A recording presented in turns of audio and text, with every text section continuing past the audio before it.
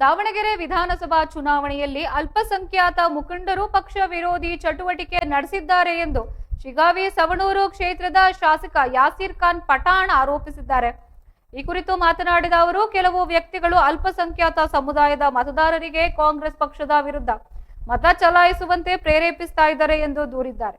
ಇದಕ್ಕೆ ಪ್ರತಿಯಾಗಿ ಕಾಂಗ್ರೆಸ್ ಪಕ್ಷಕ್ಕೆ ಮತ ಹಾಕುವಂತೆ ತಾವು ಮನವಿ ಮಾಡಿದಾಗೆ ತಿಳಿಸಿದ್ದು, ಅಲ್ಪಸಂಖ್ಯಾತ ಸಮುದಾಯವು ಕಾಂಗ್ರೆಸ್ ಪಕ್ಷದ ಋಣ ತೀರಿಸಬೇಕು ಎಂದು ಕರೆ ನೀಡಿದ್ದಾರೆ. ದಾವಣಗೆರೆಯಲ್ಲಿ ನಡೆದ ಪಕ್ಷ ವಿರೋಧಿ ಚಟುವಟಿಕೆಗಳನ್ನು ತಾನು ಖುದ್ದಾಗಿ ಗಮನಿಸಿದ್ದೇನೆ ಎಂದು ಒಪ್ಪಿಕೊಂಡ ಯಾಸೀರ್ ಖಾನ್ ಪಠಾಣ್ ಅವರು, ಇದು ಒಂದು ಷಡ್ಯಂತ್ರದ ಭಾಗವಾಗಿತ್ತು ಎಂದು ಹೇಳಿದ್ದಾರೆ. ಈ ಷಡ್ಯಂತ್ರದ ಬಗ್ಗೆ ಹೈಕಮಾಂಡ್ಗೆ ವರದಿ ಸಲ್ಲಿಸಲಾಗಿತ್ತು ಮತ್ತು ಅದರ ಬಗ್ಗೆ ಗಂಭೀರವಾಗಿ ಪರಿಗಣಿಸಲಾಗುವುದು ಎಂದು ತಿಳಿಸಿದ್ದು, ಪಕ್ಷ ವಿರೋಧಿ ಚಟುವಟಿಕೆ ನಡೆಸಬಾರದು ಎಂಬುದು ನಮ್ಮ ನಿಲುವು ಮತ್ತು ಸಿದ್ಧಾಂತದ ಮೇಲೆ ಹೋರಾಟ ಮುಂದುವರಿಯುತ್ತದೆ ಎಂದು ಸ್ಪಷ್ಟಪಡಿಸಿದ್ದಾರೆ.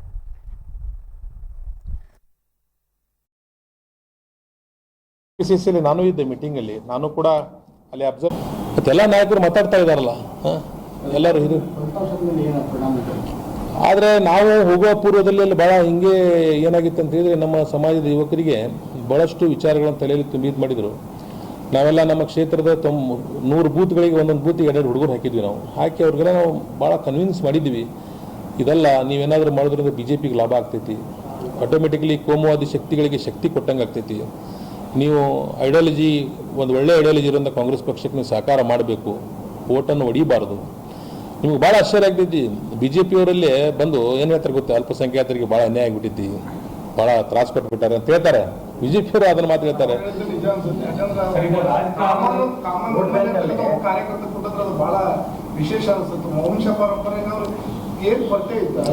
ಅಲ್ಲ ಸರ್, ಈಗ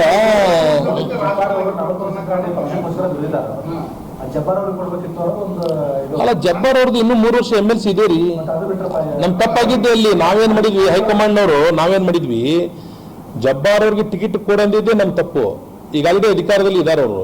ನಾವೇನ್ ಹೇಳ್ಬೇಕಾಗಿತ್ತು, ಯಾರಿಗಾದ್ರೂ ಕೊಡ್ರಿ, ಮೈನಾರಿಟಿ ಕೊಡ್ರಿ ಅಂತ ಹೇಳ್ಬೇಕಾಗಿತ್ತು. ನಾನು ಆ ಮೀಟಿಂಗ್ ಅಲ್ಲಿ ಇದ್ದಾಗ ಏನ್ ಚರ್ಚೆ ಆಯ್ತು ಅಂತ ಹೇಳಿದ್ರೆ, ಜಬ್ಬಾರ್ ಅವ್ರಿಗೆ ಟಿಕೆಟ್ ಕೊಡ್ಬೇಕಂತ ಹೇಳಿ ನಾವು ಒತ್ತಾಯ ಮಾಡಿದ್ವಿ. ನಾವು ಜಬ್ಬಾರ್ ಅವ್ರಿಗೆ ಟಿಕೆಟ್ ಕೊಡ್ರಿ ಅಂತ ಹೇಳಿ ಒತ್ತಾಯ ಮಾಡಿದ್ವಿ. ನಾವು ಆ ಒತ್ತಾಯ ಮಾಡೋ ಬದಲಿಗೆ ನಾವು ಪಕ್ಷ ಯಾರಿಗಾದ್ರೂ ಟಿಕೆಟ್ ಕೊಡ್ರಿ, ಸೂಕ್ತವಾದ ಅಭ್ಯರ್ಥಿಗೆ ನೀವು ಹುಡುಕ್ ಕೊಡ್ರಿ ಅಂತ ಹೇಳಿ ಮಾಡ್ಬೇಕಾಗಿತ್ತು. ನನ್ನ ಶಿಗಾವಿ ವಿಧಾನಸಭಾ ಕ್ಷೇತ್ರದಲ್ಲೂ ಸ್ಪೆಸಿಫಿಕ್ ಆಗಿ ಇಂಥದೇ ವ್ಯಕ್ತಿ ಕೊಡ್ರಿ ಅಂತ ಹೇಳಿದ್ರು, ಹಿನ್ನೆಲೆ ನೋಡ್ಲಾರ್ದಂಗೆ ಹೇಳಿದ್ರು. ತಪ್ಪಲ್ವಾ ಅದು? ಪಕ್ಷದಲ್ಲಿ ಬಹಳ ಜನ ಇರ್ತಾರೆ, ಪ್ರಾಮಾಣಿಕರು ಇರ್ತಾರೆ, ಪಕ್ಷವನ್ನು ತಾಯಿ ರೂಪದಲ್ಲಿ ಪ್ರೀತಿ ಮಾಡೋರು ಇರ್ತಾರೆ. ಪಕ್ಷ ದ್ರೋಹ ಮಾಡೋದು ತಪ್ಪಲ್ವಾ? ಅಲ್ಲ, ದಾವಣಗೆರೆ ಚುನಾವಣೆ ಬಗ್ಗೆ ಈಗಾಗಲೇ ನಮ್ಮ ರಾಜ್ಯದ ನಾಯಕರಾದಂಥ ನಿನ್ನೆ KPCCಯಲ್ಲಿ ನಾನು ಇದ್ದೆ ಮೀಟಿಂಗಲ್ಲಿ. ನಾನು ಕೂಡ ಅಲ್ಲಿ ಅಬ್ಸರ್ವರ್ ಆಗಿ ಕೆಲಸ ಮಾಡಿದ್ದೇನೆ. ನನ್ನ ವಿಧಾನಸಭಾ ಕ್ಷೇತ್ರದಿಂದ ಹಾನಗಲ್ ಹಾಗೂ ಹುಬ್ಬಳ್ಳಿಯಿಂದ ಸುಮಾರು ಬೆಂಗಳೂರಿನ ಕಗ್ಗದಾಸಪುರದಲ್ಲಿರುವ DRDO ಸಂಕೀರ್ಣದಲ್ಲಿ ನಡೆದ ಅಮಾನವೀಯ ಘಟನೆಯೊಂದು ಇದೀಗ ವ್ಯಾಪಕಕ್ಕೆ ಆಕ್ರೋಶವಾಗಿದೆ. 3 ನಾಯಿಗಳು ಚೀಲಗಳಲ್ಲಿ ಕಟ್ಟಿ ಸಾಗಿಸಿದ ಆರೋಪ ಕೇಳಿಬಂದ ಬೆನ್ನಲ್ಲೇ ನಾಯಿ ಪ್ರಿಯರು ಬೀದಿಗಿಳಿದು ಪ್ರತಿಭಟನೆ ನಡೆಸ್ತಾ ಇದ್ದಾರೆ. ನಟಿ ರಮ್ಯಾ ಅವರು ಈ ಪ್ರತಿಭಟನೆಯಲ್ಲಿ ಭಾಗವಹಿಸಿ ನಾಯಿಗಳ ಮೇಲಿನ ದೌರ್ಜನ್ಯದ ವಿರುದ್ಧ ತಮ್ಮ ಆಕ್ರೋಶ ವ್ಯಕ್ತಪಡಿಸ್ತಾ ಇದ್ದಾರೆ. ಏಪ್ರಿಲ್ 11ರಂದು ಫ್ರೀಡಂ ಪಾರ್ಕ್ನಲ್ಲಿ ಶ್ವಾನಪ್ರಿಯರು ಒಗ್ಗೂಡಿ ನಾಪತ್ತೆಯಾದ ನಾಯಿಗಳಿಗಾಗಿ ನ್ಯಾಯ ಕೇಳಿದ್ದಾರೆ.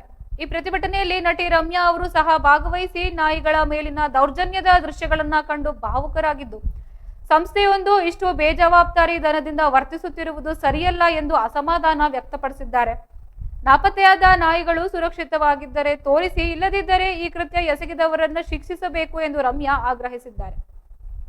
ಈ ಪ್ರಕರಣಕ್ಕೆ ಸಂಬಂಧಿಸಿದಂತೆ ಸುಮಾರು 20ಕ್ಕೂ ಹೆಚ್ಚು ನಾಯಿಗಳು ನಾಪತ್ತೆಯಾಗಿವೆ ಎಂದು ತಿಳಿದು ಬಂದಿದ್ದು, CV ರಾಮನ್ ನಗರ ಅನಿಮಲ್ ಸ್ಕ್ವಾಡ್ ಮತ್ತು ಪ್ರಾಣಿ ಕಲ್ಯಾಣ ಹೋರಾಟಗಾರ್ತಿ ಪ್ರಿಯಾ ಚೆಟ್ಟಿ, ರಾಜಗೋಪಾಲ್ ಅವರ ನೇತೃತ್ವದಲ್ಲಿ ಪ್ರತಿಭಟನೆ ನಡೆಸಲಾಗಿತ್ತು. ಪ್ರತಿಭಟನಾಕಾರರು ABC ಅನಿಮಲ್ ಬರ್ತ್ ಕಂಟ್ರೋಲ್ ನಿಯಮಗಳನ್ನು ಕಟ್ಟುನಿಟ್ಟಿನ ಅನುಷ್ಠಾನಕ್ಕೆ ಆಗ್ರಹಿಸಿದ್ದಾರೆ. ಪ್ರಕರಣಕ್ಕೆ ಸಂಬಂಧಿಸಿದಂತೆ ಮಹದೇವಪುರ ಪೊಲೀಸ್ ಠಾಣೆಯಲ್ಲಿ ದೂರು ದಾಖಲಾಗಿದ್ದು, ನ್ಯಾಯಾಲಯದಲ್ಲಿ ವಿಚಾರಣೆ ನಡೆಯುತ್ತಿದೆ. ಏಪ್ರಿಲ್ 16ರಂದು ಮುಂದಿನ ವಿಚಾರಣೆ ನಡೆಯಲಿದೆ. ನಾಯಿಗಳ ರಕ್ಷಣೆಗಾಗಿ ಹೋರಾಟಗಾರರು ನ್ಯಾಯ ಸಿಗುವವರೆಗೂ ತಮ್ಮ ಹೋರಾಟವನ್ನ ಮುಂದುವರಿಸುವುದಾಗಿ ತಿಳಿಸಿದ್ದಾರೆ. ಹೆಚ್ಚಿನ ಮಾಹಿತಿ ನಿರೀಕ್ಷಿಸಲಾಗ್ತಾ ಇದೆ. Martin, you did it. Just listen to you.